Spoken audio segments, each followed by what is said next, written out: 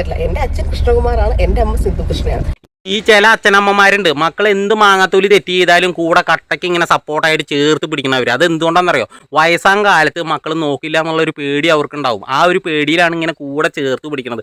അതേപോലെയുള്ള പേടി നിങ്ങൾക്ക് ആർക്കെങ്കിലും ഉണ്ടോ? അതായത് ദിയാകൃഷ്ണയുടെ അച്ഛനോടും അമ്മയോടാണ് ചോദിക്കുന്നത്. നിങ്ങൾക്ക് ആർക്കെങ്കിലും അങ്ങനത്തെ ഒരു പേടി ഉണ്ടോ? അല്ല വേറൊന്നും കൊണ്ട് ചോദിക്കില്ല കേട്ടോ സുഹൃത്തുക്കളെ. കുറേ അധികം ആളുകൾക്ക് ഇങ്ങനെ ഒരു സംശയമുണ്ട്, അതുകൊണ്ട് ചോദിച്ചാണ്. അപ്പൊ അശ്വിൻ ഒരിക്കലും വന്ന് എന്റെ അമ്മയെ കണ്ടിട്ട് അമ്മേ അല്ലെങ്കിൽ എന്റെ അച്ഛനെ കണ്ട അച്ഛാ എന്ന് വിളിക്കത്തില്ല. അങ്ങനെ വിളിച്ചാൽ ഞാനും ചോദിക്കുന്ന എനിക്ക് ഭ്രാന്താണോ എന്ന് ഞാൻ ചോദിക്കത്തുള്ളൂ. അയാൾ അങ്ങനെ വിളിക്കത്തില്ല. എന്റെ പൊന്നു മോളെ ദിയാകൃഷ്ണ, നിനക്ക് ഈ അമ്മ എന്ന് പറയുന്ന വാക്കിന്റെ വില എന്താന്ന് സത്യം പറഞ്ഞാൽ അറിയോ? അറിഞ്ഞിരുന്നെങ്കിൽ നീ മദേഴ്സ് ഡേയുടെ അന്ന് അശ്വിന്റെ അമ്മേനെ ഇങ്ങനെ പറയത്തില്ലായിരുന്നു. എനിക്ക് അമ്മ എന്ന് വിളിക്കാൻ മരുതൻകുഴി വീട്ടിൽ ഒരാൾ ഇരിപ്പുണ്ട്. പുള്ളിക്കാരിയുടെ പേരാണ് സിന്ധു കൃഷ്ണകുമാർ. അപ്പൊ ആ പുള്ളിക്കാരിനെ അല്ലാതെ എനിക്ക് വഴി നിൽക്കുന്ന എല്ലാവരെയും അമ്മയെ അച്ഛന്നൊന്നും എനിക്ക് വിളിക്കാൻ പറ്റില്ല. ഈ എല്ലാ ദിവസം ഇങ്ങനെ ഫാമിലി വ്ലോഗ് ഇട്ടിട്ട് യൂട്യൂബ് ചാനലിൽ തള്ളി മറിക്കണില്ലേ? ഒരു ദിവസം പോയിട്ട് അനാഥമഠങ്ങളുണ്ട്, അനാഥമഠത്തിൽ പോയിട്ട് ഒരു വീഡിയോ ചെയ്യും, ഒരു വ്ലോഗ് എടുക്ക്. അപ്പം അറിയാൻ പറ്റും അവിടെ എത്രയോ കുരുന്നുകളുണ്ട്, എത്രയോ ആളുകളുണ്ടെന്നറിയോ. അമ്മ ആരാണ്, അച്ഛൻ ആരാണ്, ബന്ധുക്കാരാരാണെന്ന് അറിയാതെ എത്രയോ ആളുകൾ അവിടെ കഴിയുന്നുണ്ടെന്നറിയോ. അവർക്കൊക്കെ അമ്മ എന്ന് വിളിക്കാൻ വേണ്ടിയിട്ട് ഒരു പേരിന് കൂടി ഒരു ആളില്ല.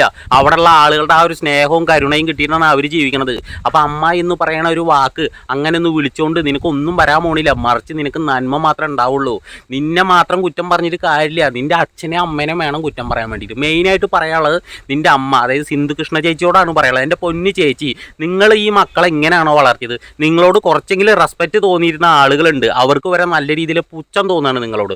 അതെന്തുകൊണ്ടാണ് ഇത്രയും മാത്രം പുച്ഛം തോന്നുന്നതെന്ന് അറിയോ? നിങ്ങളെ സ്വന്തം കുടുംബത്തിലൊരു അംഗം പോലെ ഈ യൂട്യൂബിൽ സബ്സ്ക്രൈബ് ചെയ്ത് വെച്ചിരിക്കുന്ന ആളുകൾ കണ്ടു. സ്വന്തം മക്കളെ കല്യാണം കഴിച്ച് വിട്ട് കഴിഞ്ഞാൽ എല്ലാം കഴിഞ്ഞു എന്ന് പറഞ്ഞിട്ട് കയ്യും കാലും കഴിയിട്ട് നടക്കാൻ പാടില്ല. മകളെ കല്യാണം കഴിച്ച് വിട്ട് കഴിഞ്ഞാൽ കുറേ കാര്യങ്ങൾ പറഞ്ഞു മനസ്സിലാക്കി കൊടുക്കാറുണ്ട്.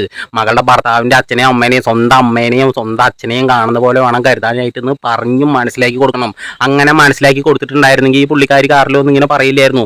ഈ കൃഷ്ണകുമാർ ചേട്ടനോട് കുറച്ചെങ്കിലും റെസ്പെക്റ്റും കാര്യങ്ങളൊക്കെ ഉണ്ടായിരുന്നു. അപ്പോൾ അതങ്ങോട്ട് പോയി കിട്ടി. എൻ്റെ പൊന്നു ചേട്ടാ, നിങ്ങളുടെ കുടുംബത്തിലെ എല്ലാ ആളുകൾക്കും യൂട്യൂബ് ചാനലുണ്ട്. യൂട്യൂബ് ചാനലില്ലാത്ത ഒരാൾ കൂടിയില്ല. എല്ലാ ആൾക്കാർക്കും യൂട്യൂബ് ചാനലുണ്ട്. അതിലേതെങ്കിലും ഒരു ചാനലിൽ വന്നിട്ട് നിങ്ങളൊരു എക്സ്പ്ലനേഷൻ വീഡിയോ ഇട്ടോ. ഇങ്ങനെ പറയാൻ പാടില്ല മോളെ, നിന്റെ ഭർത്താവിൻ്റെ അച്ഛനെ അമ്മേനെ നിന്റെ സ്വന്തം അച്ഛനെ അമ്മേനെ വേണം അങ്ങനെ വേണം കരുതാന്ന് നിങ്ങൾ ആരെങ്കിലും വന്നൊരു വീഡിയോയിൽ പറഞ്ഞു. നിങ്ങൾ പറഞ്ഞില്ല. എന്തുകൊണ്ടാണ് നിങ്ങൾ പറയാത്തത്? അപ്പം നിങ്ങൾക്ക് അറിയാം, നിങ്ങൾ പറഞ്ഞ വാക്കിൽ നിങ്ങൾ ഉറച്ച് നിൽക്കുകയാണ്. അതായത് നിങ്ങൾ പിടിച്ച മൊയലിന് 10 കൊമ്പ് എന്നുള്ള രീതിയിലാണ് നിങ്ങൾ നിൽക്കുന്നത്. സാധാരണ ഒരു ഫാമിലി വ്ളോഗൊക്കെ സോഷ്യൽ മീഡിയയിൽ കാണുന്ന സമയത്ത് എന്തെങ്കിലും ഒരു മോട്ടിവേഷൻ അതിൽ കുറച്ചെങ്കിലും ഉണ്ടാവും. ഇതെന്ത് മാങ്ങാത്തൊലി മോട്ടിവേഷനാണ് എൻ്റെ പൊന്നാര ദിയാകൃഷ്ണ ഫാമിലി കൊടുത്തിട്ടുള്ളത്? എന്തെങ്കിലും ഒരു മോട്ടിവേഷൻ നിങ്ങളുടെ വീഡിയോയിലൂടെ കാണാനായിട്ട് ഈ ജനങ്ങൾക്ക് സാധിച്ചിട്ടുണ്ടാവും. ഒരു മാങ്ങാത്തൊലിയും സാധിച്ചിട്ടില്ല. ഈ ദിയാകൃഷ്ണയുടെ ഏറ്റവും വലിയ ഭാഗ്യം എന്താണെന്ന് അറിയോ? അശ്വിനെ പോലെയുള്ള ഒരു പാവം പിടിച്ചൊരു ചെക്കൻ, വായിൽ വിരലിട്ട് കഴിഞ്ഞാൽ കടിക്കില്ല എന്നാണ് തോന്നുന്നത്. അത്രയും മാത്രം പാവം പിടിച്ചൊരു ചെക്കനെ ഭർത്താവായിട്ട് കിട്ടി. അത് തന്നെയാണ് ഈ പുള്ളിക്കാരുടെ ഏറ്റവും വലിയൊരു ഭാഗ്യം.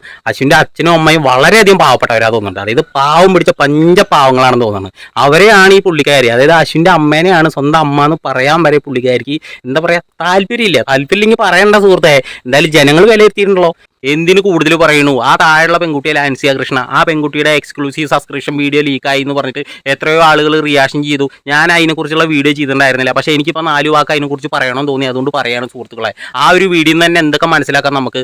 ഇവർക്ക് സത്യം പറഞ്ഞു കഴിഞ്ഞാൽ പൈസ മുഖ്യം വികില എന്ന് പറഞ്ഞ മാതിരി പൈസയ്ക്ക് വേണ്ടിയിട്ട് ഇവർ മരിക്കുകയാണെന്നാണ് തോന്നുന്നത്. അല്ലെങ്കിൽ പിന്നെ നിങ്ങളൊന്ന് ആലോചിക്കുക, എക്സ്ക്ലൂസീവ് സബ്സ്ക്രിപ്ഷൻ ചെയ്തിട്ട് അതിലൂടെ വരുമാനം ഉണ്ടാക്കാനും മാത്രം അത്രയും ദരിദ്രം പിടിച്ചിരിക്കുന്ന ഒരു കുടുംബമാണ് ഇവർ. 5 പേരുണ്ടെങ്കിൽ ആ 5 പേർക്കും യൂട്യൂബ് ചാനലുണ്ട്, നല്ല രീതിയിലുള്ള വരുമാനം കിട്ടുന്നുണ്ട്, നല്ല രീതിയിലുള്ള ഡോളർ കിട്ടുന്നുണ്ട്. അതൊക്കെ കിട്ടിയാൽ പോരെ? എന്തിനാണ് ഇത്രയും തരം താന്ന രീതിയിലുള്ള പരിപാടിയൊക്കെ ചെയ്യാൻ നിൽക്കുന്നത്? ഇങ്ങനെയുള്ള വീഡിയോസുകളൊക്കെ വരുമ്പോൾ വിഷമം തോന്നാണ്. നിങ്ങളുടെ ഫാമിലി എന്ന് പറഞ്ഞു കഴിഞ്ഞാൽ എത്രയോ ആളുകൾക്ക് ഇഷ്ടപ്പെട്ട ഒരു ഫാമിലിയാണ്. ആ ഒരു ഫാമിലിയിൽ നിന്ന് ഇങ്ങനത്തെ വീഡിയോസുകളും കാര്യങ്ങളും, പ്രത്യേകിച്ച് ഇപ്പം ഈ പുള്ളിക്കാരി പറഞ്ഞിരിക്കുന്ന സ്റ്റേറ്റ്മെന്റുകൾ ഇങ്ങനെയൊക്കെ വരുമ്പോൾ ആളുകൾക്ക് ദേഷ്യം വരികയാണ്, വിദ്വേഷം വരികയാണ്.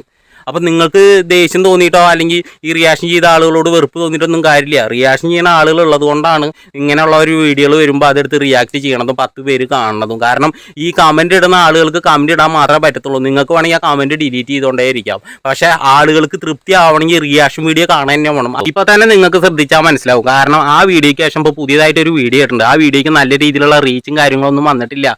സാധാരണ ഒരു വീഡിയോ ഇട്ട് കഴിഞ്ഞ് കഴിഞ്ഞാൽ അവരുടെ ചാനലിൽ നല്ല റീച്ചും കമൻറ്റും ലൈക്കും ഒക്കെ വരുന്നതാണ്. ഇങ്ങനെ ഒരു വാക്ക് പറഞ്ഞതിന് ശേഷം ആ വീഡിയോയ്ക്ക് ശേഷം ഇട്ട വീഡിയോയ്ക്ക് റീച്ച് ഇല്ല. അതെന്താ കാരണം? ജനങ്ങൾ അത്രയും മാത്രം വെറുത്തു. സ്വന്തം അമ്മേനെ കുറിച്ച് പറഞ്ഞാൽ എത്രമാത്രം നമുക്ക് വേദന ഉണ്ടാവും, അതേപോലെയുള്ള ഒരു ഫീലിങ്സ് ആയിരുന്നു ജനങ്ങൾക്കൊക്കെ ഉണ്ടായിരുന്നത്. അതുകൊണ്ട് അൺസബ്സ്ക്രൈബ് ചെയ്ത് പോയി. എന്നിട്ടും പുള്ളിക്കാരി ആ വീഡിയോയുടെ ഒരു കമന്റ് പിൻ ചെയ്ത് വെച്ചിട്ടുണ്ട്. അതിൽ മെയിനായിട്ട് പറയുന്നത്, ഓസി നീ ധൈര്യമായിട്ട് മുന്നോട്ട് തന്നെ പോവുക, നീ അശ്വിൻ്റെ അച്ഛനും അമ്മേനെ എങ്ങനെയാണ് കെയർ ചെയ്യണത്, എങ്ങനെയാണ് പരിഗണിക്കുന്നത് എന്നൊക്കെ നല്ലപോലെ അറിയുന്നത്. അത് പുള്ളിക്കാരി പിൻ ചെയ്തും വെച്ചിട്ടുണ്ട്. അതാണ് ഈ പറഞ്ഞു വരുന്നത്. ഇങ്ങനെ കമന്റ് ഇട്ട് ഇങ്ങനെ സപ്പോർട്ട് ചെയ്യുന്ന ആളുകൾ തന്നെയാണ് ഈ പുള്ളിക്കാരിക്ക് നല്ല രീതിയിലുള്ള സപ്പോർട്ട് കൊടുത്തുകൊണ്ടേ ഇരിക്കണത്. ഇങ്ങനെ സപ്പോർട്ട് കൊടുക്കുന്ന ആളുകളോട് സത്യം പറഞ്ഞാൽ പുച്ഛം മാത്രമേ ഉള്ളൂ. അപ്പോൾ ഈ വീഡിയോ കണ്ടുകൊണ്ടിരിക്കുന്ന ആളുകളൊന്ന് ലൈക്ക് അടിക്കുക, സബ്സ്ക്രൈബ് ചെയ്യുക, ഹൈപ്പ് അടിക്കുക, ഈ വീഡിയോ മാക്സിമം ഒന്ന് ഷെയർ കൂടി ചെയ്യുക. ഓക്കെ.